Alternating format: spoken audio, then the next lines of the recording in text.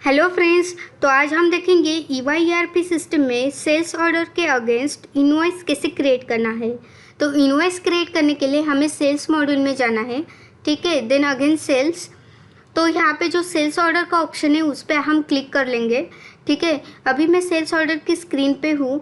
तो sales orders के screen पे जो राइट साइड में सर्च का बटन है उस पर क्लिक करके मैं मेरी जो सर्च ऑर्डर मैंने सेल्स ऑर्डर जो बनाई है उसको मैं सर्च कर लेती हूँ, ठीक है। तो अभी यहाँ पे मैंने सेल्स ऑर्डर बनाई थी, ठीक है। तो डायरेक्टली मैं यहाँ पे गो कर रही हूँ।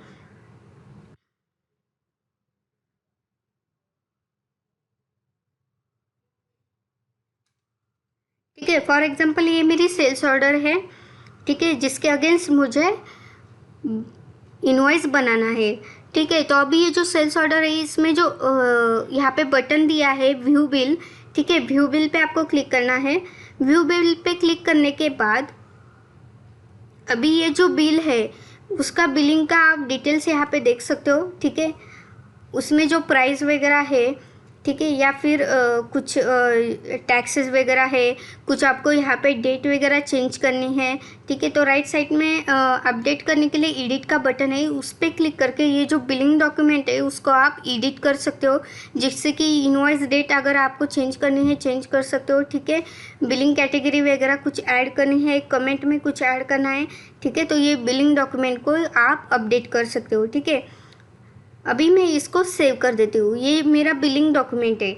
बिलिंग डॉक्यूमेंट को सबमिट करने के बाद यहाँ पे मुझे सबमिट बटन पे क्लिक करना है। सबमिट करने के बाद अभी मुझे टैक्स इनवॉइस का ऑप्शन मिलता है, ठीक है। तो आप यहाँ पे टैक्स इनवॉइस कर सकते हो, ठीक है। अगर आपको परफॉर्मा इनवॉइस बनाना है तो आप परफॉर्मा इनवॉइस में इनवॉइस पे क्लिक करके उसका परफॉर्मा इनवॉइस भी बना सकते हो, ठीक है। अभी मैंने परफॉर्मा इनवॉइस बनाया, ठीक है। उस पर क्लिक करने के बाद अभी ये जो व्यू इनवॉइस का बटन है, व्यू इनवॉइस पर क्लिक करने के बाद अभी मैंने जो परफॉर्मा इनवॉइस बनाया है उसको मैं ओपन कर ली हूँ, ठीक है। ओपन करने के बाद अभी राइट साइड में टॉप पे प्रिंट का बटन है। प्रिंट करके आप ये जो परफॉर्मा इनवॉइस है इसको देख सकते हो, ठीक है। ठीक है, तो ये मेरा परफॉर्मा इनवॉइस है, ठीक है। फॉर एग्जांपल अभी मैंने सिर्फ परफॉर्मा इनवॉइस बनाया है, ठीक है। अभी मैंने टैक्स इनवॉइस नहीं बनाया है।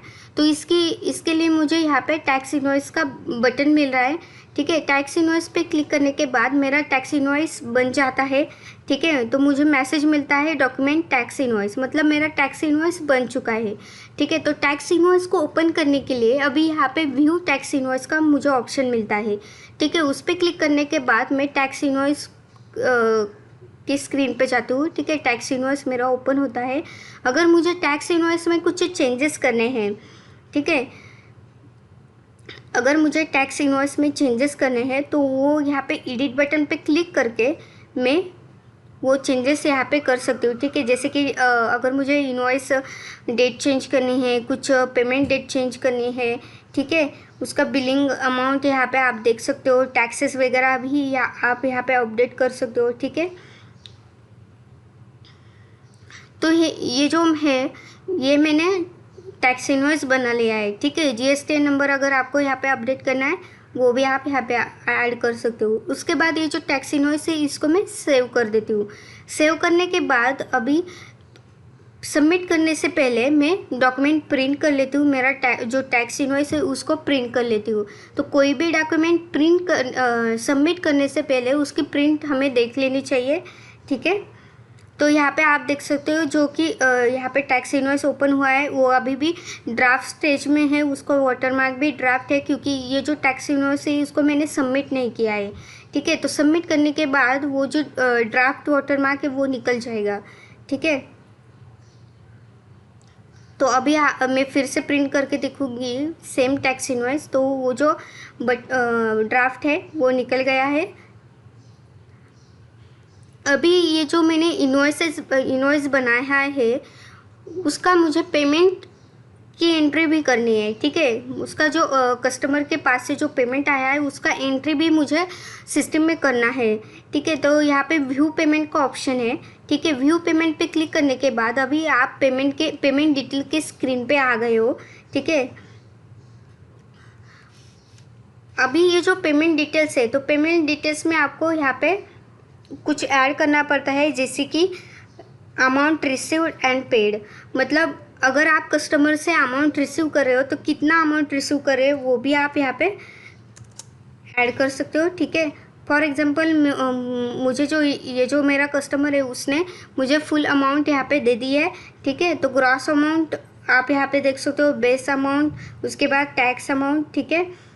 उसके बाद यहाँ पे आपको पेमेंट मेथड सिलेक्ट करनी है, ठीक है। कैश है, एनईएफटी है या फिर चेक है। अगर आप चेक सिलेक्ट कर लेते हो तो चेक डिटेल्स की यहाँ पे जो ऑप्शंस है, cheque bank account, cheque bank name, ये जो ऑप्शंस है ये आपको ओपन हो जाते हैं, ठीक है। उसके हिसाब से आप यहाँ पे फिल कर सकते हो, ठीक है।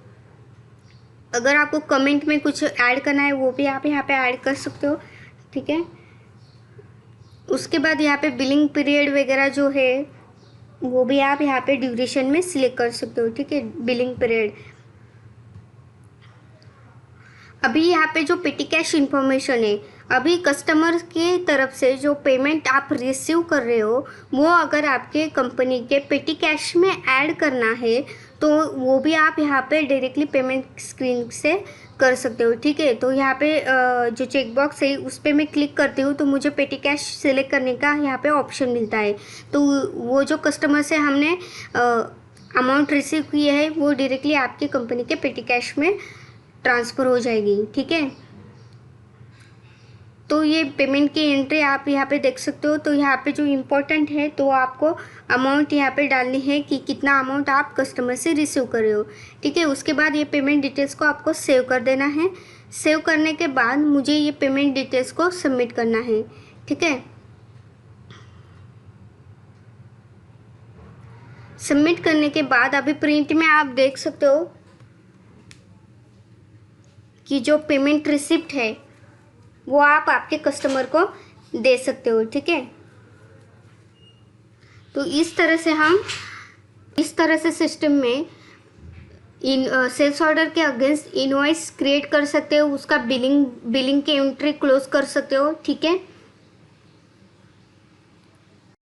अभी हमने ये जो सेल्स ऑर्डर के अगेंस्ट बिल, इनवॉइस एंड जो पेमेंट की एंट्री की है सिस्टम में, उसको अगर मुझे सर्च करना है, ठीक है, तो सर्च करने के लिए आपको अकाउंट में से भी एक ऑप्शन मिलता है, ठीक है। तो अकाउंट में जाके भी आप सर्च कर सकते हो, ठीक है। तो यहाँ पे अकाउंट मॉड्यूल है, देन अकाउंट मेन्यू। तो यहाँ पे आप देख सकते हो बिलिंग लिस्ट है, billing details, invoice list, invoice detail, ठीक है। उसके बाद पेमेंट लिस्ट है, पेमेंट डिटेल्स का ऑप्शन आपको मिलता है। अगर आपको बिल सर्च करना है तो आप बिलिंग लिस्ट से वो सर्च कर सकते हो, ठीक है, या फिर बिलिंग डिटेल से भी सर्च कर सकते हो। उसके बाद इनवॉइस सर्च करने के लिए भी आपके पास ऑप्शन है कि इनवॉइस लिस्ट से भी वो इनवॉइस आप पर्टिकुलर इनवॉइस भी सर्च कर सकते हो, ठीक है। सेम तरीके से पेमेंट का भी यहाँ पे सर्च करने के लिए ऑप्शन है, ठीक है। तो अभी ये जो इनवॉइस लिस्ट है उस पर मैं क्लिक कर रही हूँ, ठीक है। तो उस पर क्लिक करने के बाद अगर मुझे पर्टिकुलर सेल्स ऑर्डर के अगेंस्ट इनवॉइस सर्च करना है तो यहाँ पे जो सर्च बटन है उस पर क्लिक करके ये जो ऑर्डर आईडी नंबर है उसमें मैं सेल्स ऑर्डर का ऑर्डर आईडी नंबर यहाँ पे डाल रही हूँ, ठीक है।